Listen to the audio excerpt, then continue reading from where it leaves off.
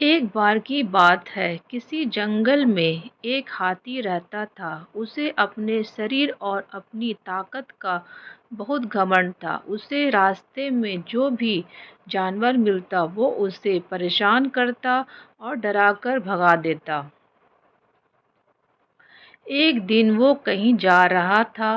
रास्ते में उसने एक पेड़ पर एक तोते को बैठा देखा और उससे अपने सामने झुकने के लिए बोला।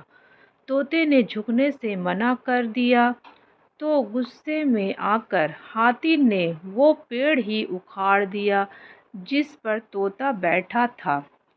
तोता उड़ गया और हाथी उसे देखकर हंसने लगा।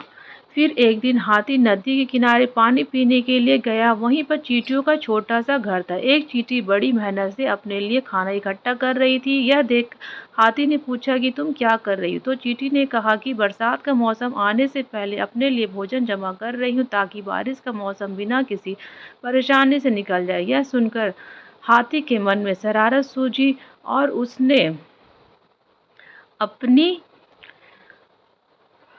सूंड में पानी भरकर चींटी के ऊपर डाल दिया।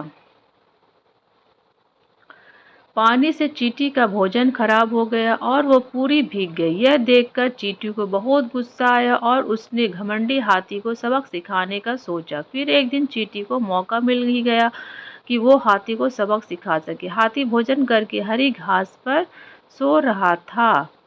चींटी सोते हुए हाथी की सूंड में घुस गई और अंदर से उसे काटने लगी। जैसे ही चींटी ने हाथी को काटा, हाथी दर्द के मारे जोर जोर से रोने लगा और मदद के लिए पुकारने लगा।